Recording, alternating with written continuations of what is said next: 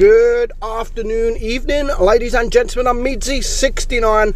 Welcome back to some Hold My Vodka.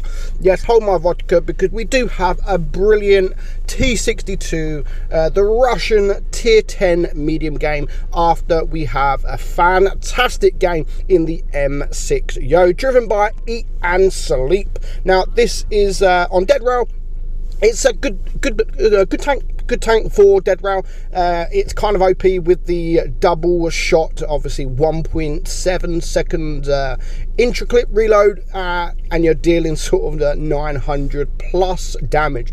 If you can get a high roll, then yeah, it's kind of OP. You're basically doing a Death Star damage, but you have the armor profile to go with that. Of course, you have to hit your shots if you want to maximize on that damage. So misses the first shot there on the M5 Yo there, but as you can see, the M5 Yo is kind of running away. There's a couple of medium tanks spotted in the middle, so the likelihood that the entire team has gone to the right side is very high. And as you can see, everyone is starting to get spotted now, and he's still trying to deal with this M5 Yo. Not an easy tank to deal with, to be honest. It's got a great armor profile. When he turns his tank like that, then yeah, it's kind of easy to get the damage, and 920 damage done there in 1.7 seconds. So the entire team has pretty much been spotted now, apart from the Tortoise, and he's not really too much to worry about. Yes, it's got a great gun, great DPM, but he's a very, very slow tank. And before you know it, almost that was a bit of low roll there onto the Yo, leaving him only on 18 hit points. So that's unfortunate, because now to clear that tank, he'll have to use one of his shells that does 450 alpha, only to do 18, unless he rushes into him and just gives him a little bit of a nudge. But he's not going to do that. He's going to load up the HE, and he is going to clear him. Now he has one shell remaining, and there is the Tortoise, so he can get one shell into him, and he can just back up into cover whilst he is on that reload. So at the moment, it is now a 5 versus 6, and I like it when there are battles that is not the same as any other battle. I mean, on this map, usually with so many heavy tanks, it's the right side, and usually when the medium tanks is this side of the map, or opposite.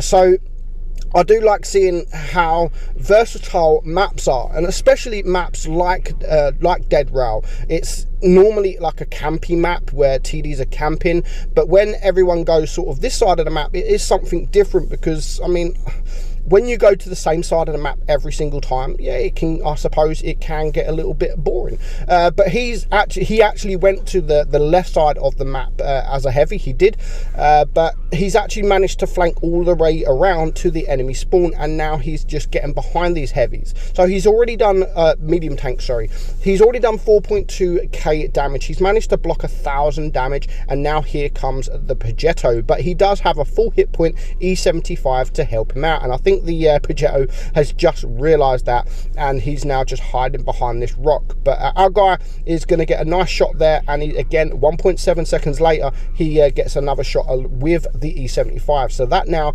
is one medium tank, one dangerous medium tank down. Now it's 4 kills. He's on 4 kills, and it's now just him in the E75 left against 3 tanks. And of course, the IS7 here is full hit points. As long as they work together, they can actually pretty much do this. If he can hit the ammo rack, but he's going to now ignore the IS7 and go for the Skoda. Bit of a low roll there, which is unfortunate, but he is now able to shoot a bit of HE into him to clear him for his 5th kill, and now bringing it down to a 2 versus 2. But he did bleed a little bit of hit points, and now he's going to need his E75's help to just share hit points. You know, he's on a lot of hit points, and he needs that hit points to share. So I mean, you always have to share hit points. Always try and share hit points, because if he was to die now, yes, the E75 has got a lot of hit points, but when there's just 2 tanks left against that 1 tank, the hit points do dramatically go down, especially now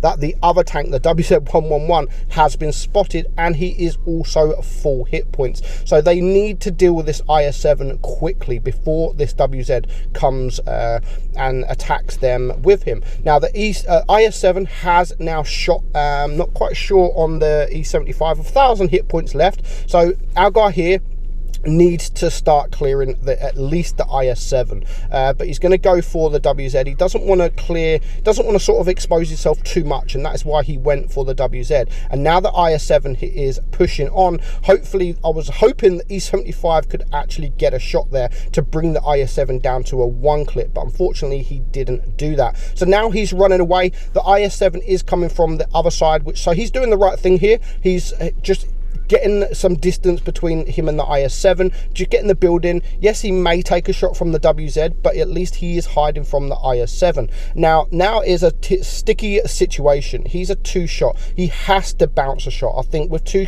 tanks left, I think he has to bounce a shot. Now, if he can get rid of this WZ, that will be absolutely perfect. So the IS-7 has come out sideways. He misses his shot. He's got 1 shell remaining, and he does manage to clear the WZ. So that is now 6 kills. If he can just hide while he's reloading, then he should, as long as he doesn't bounce one of his shells, he should be able to take this guy out. Even with sort of 7 seconds, 6 seconds left reloading, he can actually take the shot now, and he still has time to reload both of his shells. Not sure what this IS-7 is doing, but he literally just gave the game away. But nevertheless, a fantastic battle, absolutely perfect battle for him.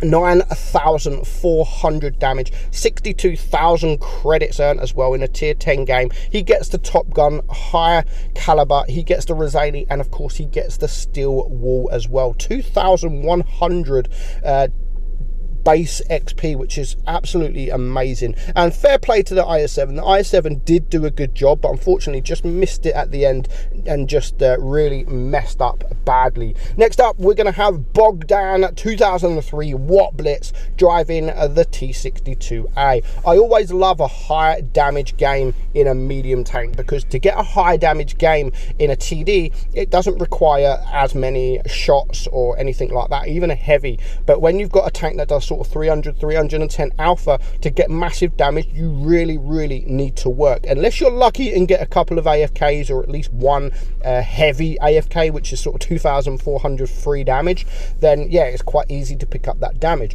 But other than that, when you're in a medium tank dealing high damage, I really do love to see high damage games in medium tanks, and that is what we are going to see here. So the E50M on the enemy team, he is pushing up, he's trying to go hold down. He is I think he is a decent player. I'm not quite sure. Name rings a bell, the clan rings a bell. But unfortunately for him, he finds himself alone against 3 medium tanks. So I think the team have saw that and have started to push him. But now the Object 268 is spotted. But with them shooting him, it's going to make him drop down, and they should be able to now deal with this E50M nice and easy. There goes the VK72. There's 1 tank down. So these guys really need to start pushing on this E50M. They really need to start clearing him, because if all the heavies on the enemy team and the TDs start pushing on the other side of the map, then these 3 medium tanks will be left alone against sort of 7 tanks. So there goes the E50M. The Object 268 is still there, and the Peugeot is here as well. So he's just going to sort of angle his tank, try and angle his tank, and then again, all 3 of these medium tanks are going to push this 1 tank. But I think he's actually AFK, which is fortunate for the team. But they are going to share the damage, and they are going to clear him very easily. So I would definitely clear him, even though he's AFK, definitely clear him, because if he does come back alive, then yeah, he could actually cause problems. So it's now a 4, I mean, what's that? T62, fuck you. Why what has he done? Like, I don't understand why he said that. They've actually been working really well, but you know, it is what it is. So he's going to drop down now, or no, he was going to drop down, and again, they do work. These medium tanks are really working well together, to be honest. So I don't know what that why that guy was moaning. They I mean, praise each other, you know. It's just these 3 medium tanks left now against 4 tanks. So again, they are going to work well as a team. He's going for the track shot. You can see there, he went for the track shot to try and keep him in that position. But with the 2 mediums in front now, he could just sit behind, and there's really not much this Jaeger can do. Not sure why that E75, that E50M just went forward there. I mean, he risked taking a shot from the Jaeger, and when it's sort of a 3 versus 4, you really need to keep your hit points, especially when one of your mediums is a 1 shot, maybe potentially a 1 shot if to something like the E100, or a 2 shot from the Kranwagen or the AMX. But you know, these medium tanks have done really well together, and I like seeing that. I really like seeing tanks work well together, especially when there's a few medium tanks. They pushed the left side of the map really well together. They dealt with the tanks really quickly. Even the AFK, they found an AFK, and he was dealt with really quickly. But now it's going to be a very difficult ask, because the Leopard 1 is a 1 shot. He's about to be pushed by the AMX. There's still an E100 out there,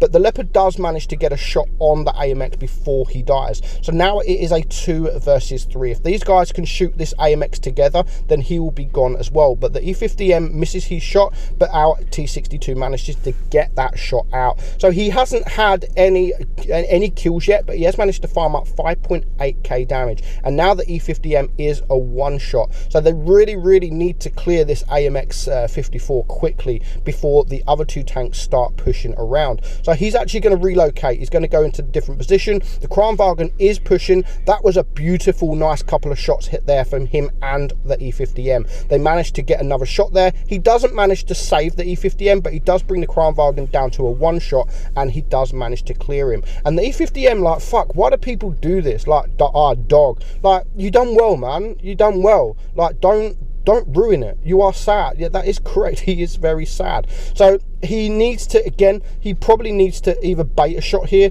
or just managed to get the track. He does get the shot there into the hatch, or into the side of the cheeks, and now he does manage to get that block. He now managed to track him, and he's now able to sort of run away into a more safer position. He still needs to clear the AMX M454, who is still a 1 shot, but him tracking him in where he did is just made him able to relocate into a better position. But he does get shot there. But now he does get shot, he's now able just to again go for the track shots, and he is going to go for the circle, and it's just going to take 2 more shells, even if he does take a shot here from the AMX. But he just manages to miss that shot there. That was pretty lucky, but you know, you need a bit of luck when you get this much damage. So now it is a perfect situation for him, because he is up against a 1 shot AMX. He can actually take a shot, but for him to start pushing the guy, he needed to bait a shot, and he done just that. Now he's able to push forward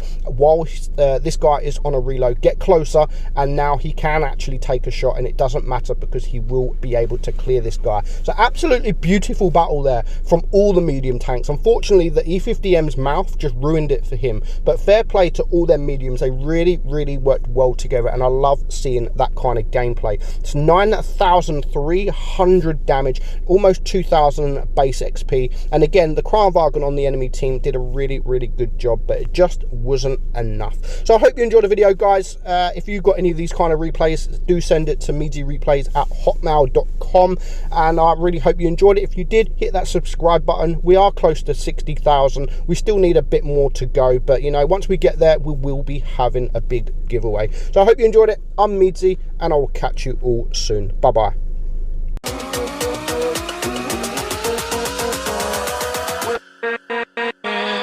With